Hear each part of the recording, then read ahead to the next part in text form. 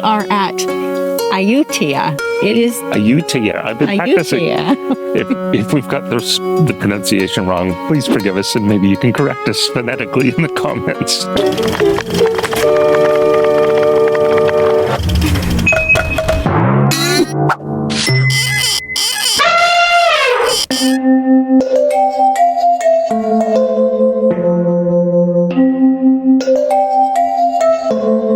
This is the original capital city of the area and Of Thailand. of Thailand, Yep. yes. Well, of Siam. Siam, yes, you're right. And we are going to explore here today. There are several sites that make up the whole area. Ayutthaya is an ancient city. It was originally founded in the 1300s, which is many years ago. It's a few years ago, yes. Yeah.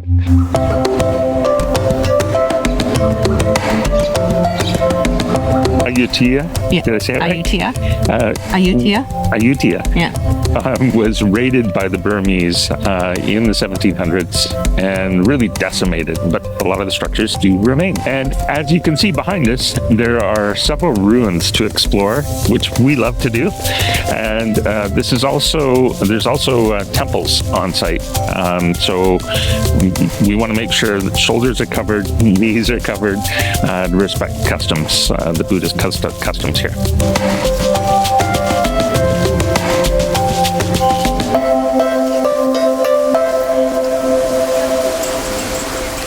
Behind me is the Reclining Buddha, and this Buddha is constructed out of brick and mortar and finished with white plaster. The significance of the Reclining Buddha, who is supporting his head by his right hand, it symbolizes the Buddha's final transition into ultimate enlightenment, meaning that he's no longer reincarnated. Covering the Buddha statue with a saffron cloth is seen as an act of devotional giving, which helps cultivate spiritual virtue and blessings.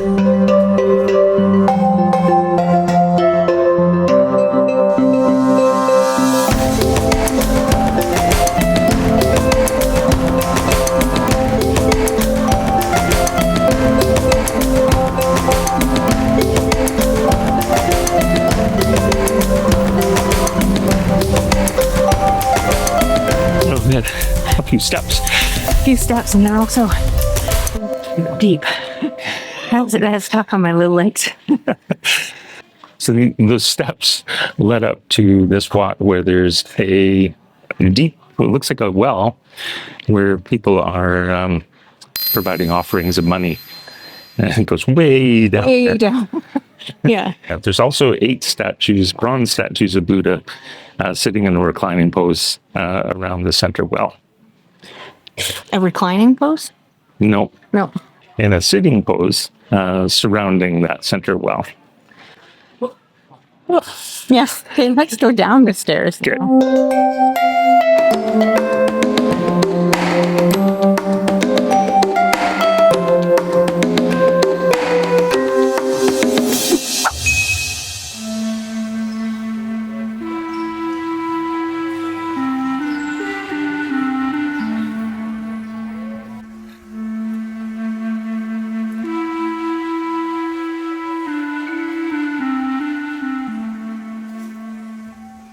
Ayutthaya was apparently a very ornate city with gold and jewels. And decorating a lot of the structures here. Yeah. And through the raid, the Burmese raid, a lot of that was looted, but a lot of the treasure was taken. Away. Yeah. But rumor has it that some locals buried treasure on the site somewhere. And it might still be here. Indiana Jones style. We're not doing that. Yeah. Anyway, so yeah, a lot of riches, treasures, and unfortunately that was lost. Some of the treasures that were saved or retained from the Burmese raid, you can find them in local museums around the area. I think I want to get a shovel and see if we can find anything. You're on.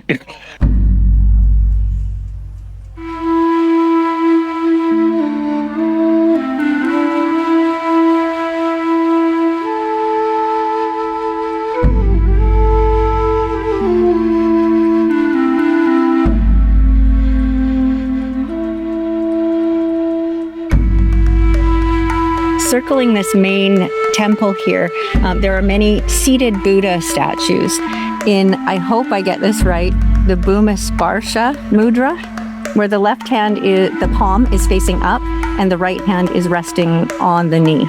So that's the left hand facing up in his lap? Yes. In the Buddha's lap? Yes. And the right hand is resting on his the knee and facing downwards. So what this represents is the right hand on the knee facing down is calling to the earth to witness his enlightenment. And the left hand facing up represents being receptive to spiritual wisdom and openness. I think I got that right. Best of both worlds. Yeah. Thanks. This is one of the most significant and recognized poses in Buddhist art. There are probably hundreds of Buddhas surrounding the Wat, or the temple. Really amazing. And it looks like every one of them is slightly different.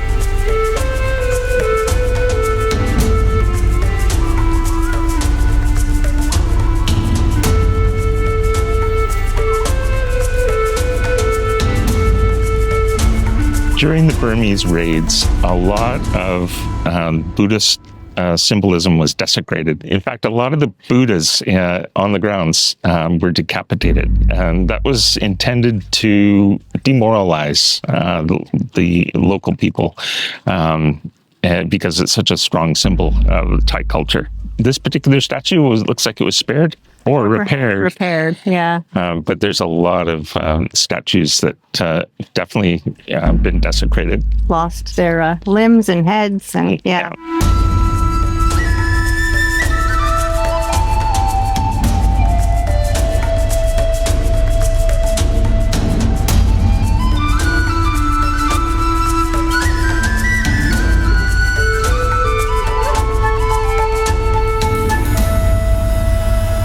One of the most prominent symbols that you'll find on the grounds here is a Buddha head that's enshrined or wrapped in the roots of a tree. The head of the Buddha in the roots of the banyan tree has become quite an iconic symbol in Thailand. And the significance, really, the spiritual, cultural significance includes things like a connection to nature, resiliency, and survival. And that's obviously prominent to us because as we're walking around the grounds, witnessing all these Buddha statues that have been desecrated, you can really understand that it's a signal of hope and continuation that this Buddha head has survived and has been embraced by the roots of the tree, which symbolizes being embraced by nature.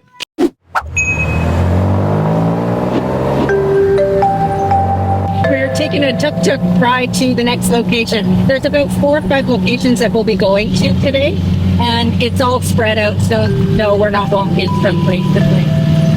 The tuk-tuk is really comfortable. You got lots of headroom. Look at the Langurs. When the sun comes out, it does get quite hot here, but it appears that they either rent or loan you umbrellas to keep the shade over you.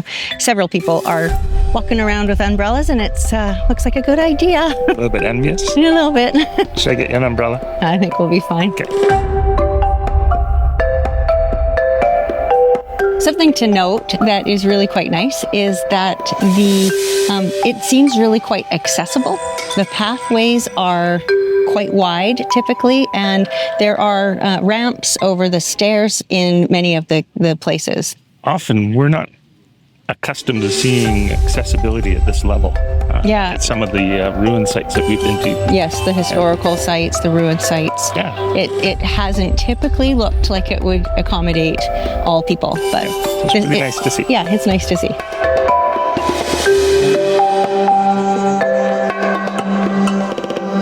Something good to know is that at each location, you'll be able to find refreshments, souvenirs, and toilets. So each place has somewhat of a market. So if you're thirsty or you got to go to the bathroom, that is available to you.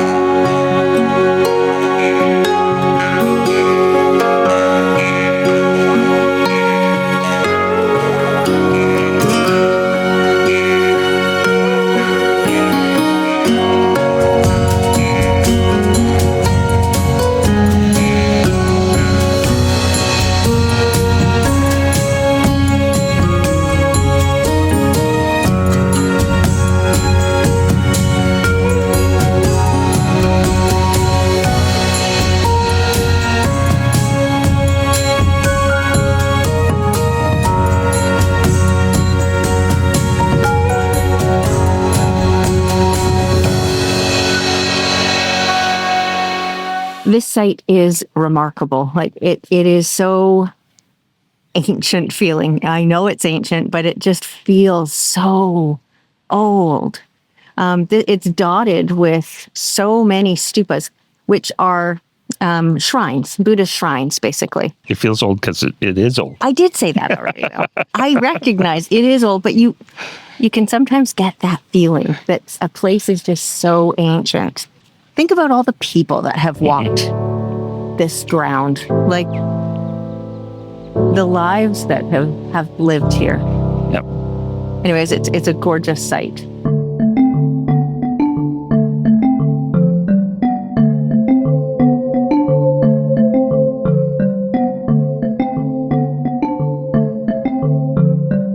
Ayutthaya was a international trading location, actually. It attracted trade from countries like Portugal, Persia, China, Japan, India. Quite an international hub. Because it had such a draw from afar, there was a lot of influence in the architectural style, textiles, the art, food, and the food that you'd find in this capital city here. As we're wandering around some of the ruins, I think I can catch some glimpses of maybe a Persian influence. I don't know, here and there. It's at least having that in the back of my mind. It's making me wonder what these influences actually were.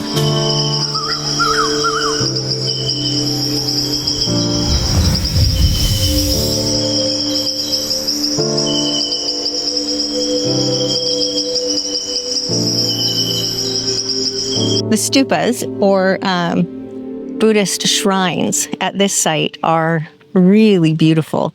It's like the erosion or the destruction didn't hit as hard. They still have the cement exterior, I suppose it is, and you can see all the intricate details that would have been stunning in their day.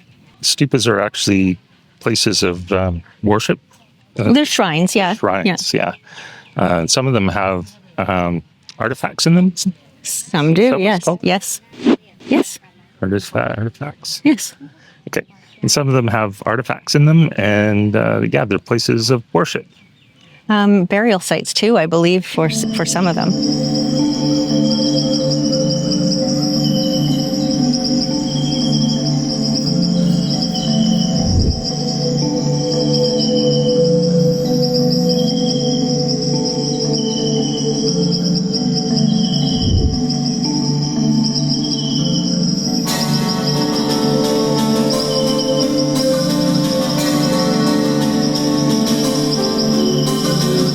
Now we are at Wat Chaiwatthanaram. I think I said that right.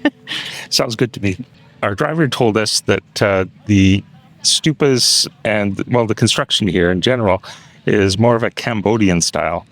I'm not exactly sure what that means, but we certainly noticed that there's a lot more angles and edges, yeah. Built into a lot of the structures here. And maybe with that's a Cambodia style. Possibly. And you definitely can see a difference in the style from the other sites that we've been to today. Yep.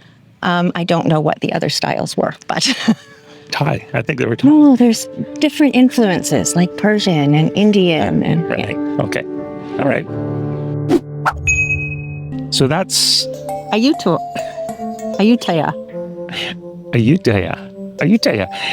Eventually we'll learn how to say it. Or I will anyway. Maybe. Really, really impressive sites. The grounds are quite extensive, so be prepared to walk quite a bit. But just the feeling, the history, the structures are so impressive. And really, the resiliency of these buildings that have lasted even after hundreds of years. Destruction. After raids, definitely a testament to the faith of the people to honor these sites. So if you're interested in history and you're a bit of a history buff, Ayutthaya is a must-do. And if you're not into history, but you like buildings, that's cool too. If you like this video, here's another one that you might like. And if you feel like binging a little bit, here's a whole playlist. Thanks for watching. Okay, now what?